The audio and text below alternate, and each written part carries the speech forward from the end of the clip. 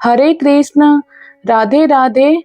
आप सभी का स्वागत है स्पिरिचुअल वाणी में। आज 23 अप्रैल है, दिन मंगलवार, और आज के दिन हिंदू नववर्ष कैलेंडर के अनुसार हिंदू नववर्ष का फर्स्ट पूर्णिमा, जिसे चैती पूर्णिमा भी कहते हैं, आज के ही दिन है।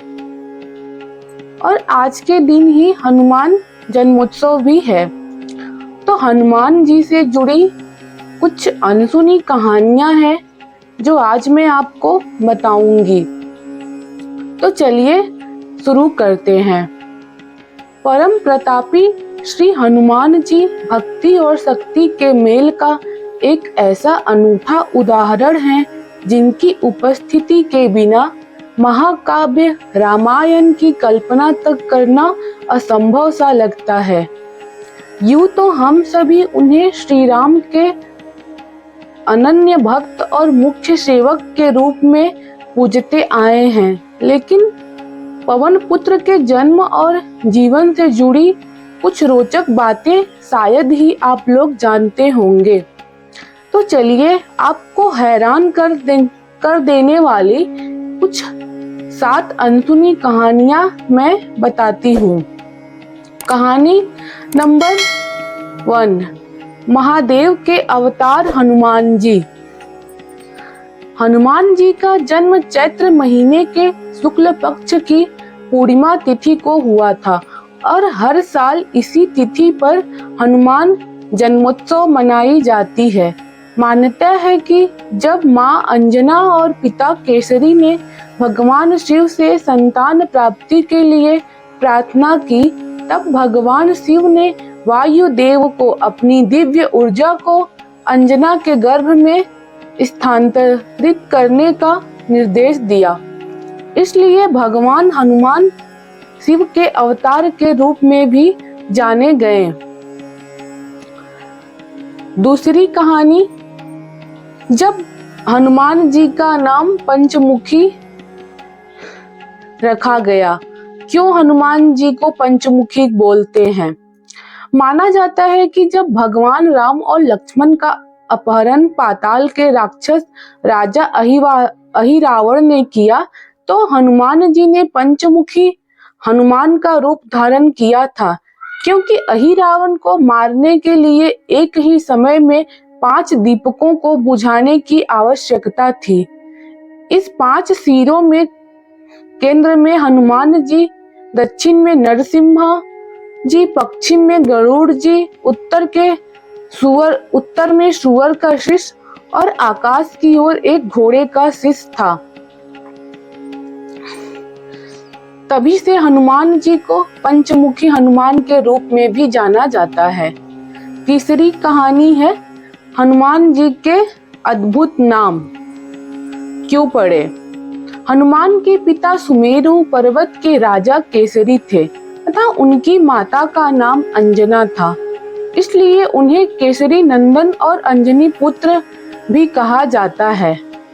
वे वायु देवता के पुत्र भी माने जाते हैं, इसलिए उनका नाम मारुति और पवन पुत्र भी हुआ। शिव जी के अवतार हनुमान जी शंकर सुवन भी कहलाते हैं, इसलिए कहीं कहीं पर इनको शंकर सुवन केसरी नंदन भी कहते हैं। इंद्र के वज्र से हनुमान जी की टूटी टूट गई थी, इसलिए जब से उनका नाम हनुमान हो गया।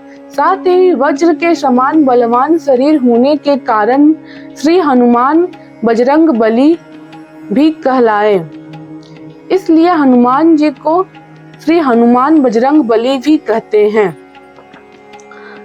चौथी कहानी है, हनुमान जी को केसरिया रंग क्यों पसंद है, या हनुमान जी को सिंदूर, पीली सिंदूर अत्यधिक प्रिय क्यों है। तो पौराणिक कथा के अनुसार एक बार भगवान हनुमान ने सीता माता को अपने माथे पर सिंदूर लगाते हुए देखा और पूछा कि वो केसरी सिंदूर क्यों लगाती हैं, जिस पर सीता जी ने उत्तर दिया कि ये सिंदूर श्री राम की लंबी उम्र और उनके प्रति प्रेम और सम्मान का प्रतीक है। तब से ही श्री राम के प्रति निष्ठावान हनुमान जी भी स्वयं को केसरिया रंग में रंगने लगे। हनुमान जी की ऐसी निष्ठा से प्रभावित होकर भगवान राम ने उन्हें वरदान दिया कि जो भक्त सिंदूर से हनुमान की पूजा करेंगे उनकी सभी मनोकामनाएं पूर्ण होंगी। पांचवा कहानी, ब्रह्मचारी हनुमान जी कैसे एक पिता बने। कहते हैं कि अपनी पूंछ पर लगी आग से लंका को ध्वस्त करने के बाद हनुमान जी ने अपनी पूंछ को ही ठंडा करने के लिए समुद्र में डुबोया था। तब उनके पसीने की एक बूंद मकर ध्वजा नाम की एक शक्तिशाली मछली के मुंह में चली गई थी। इसी मछली ने हनुमान जी के पुत्र मकर ध्वज को जन्म दिया, जिससे ब्रह्मचारी हनुमान जी एक पिता भी कहलाए। छठी कहानी है, हनुमान जी को क्यों मृत्यु दंड मिला था। ऐसी भी एक कथा है कि एक बार हनुमान जी भूल से विश्वामित्र जी का अपमान कर दिया था। तब श्री राम से हनुमान जी को मृत्यु दंड की सजा सुनाई थी और श्री राम भगवान स्वयं ने हनुमान पर ब्रह्मास्त्र चलाया, लेकिन आश्चर्यजनक रूप से राम नाम का जप कर रहे हनुमान का बाल तक बांका नहीं हुआ था। ऐसे हैं हमारे हनुमान जी, श्री बजरंगबली जी। और सातवीं कहानी है, भक्त हनुमान और राम जी का युद्ध क्यों हुआ था।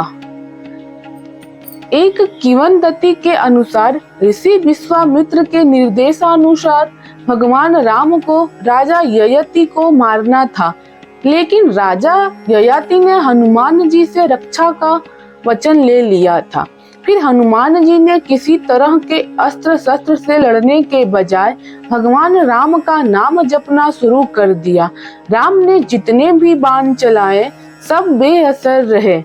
विश्वामित्र जी ने हनुमान की भक्ति से हैरान हो गए और भगवान राम को इस धर्म संकट से मुक्ति प्रदान की। जय बजरंगबली।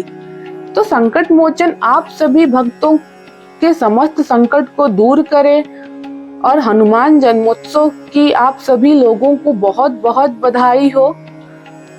जय श्री राम, जय हनुमान।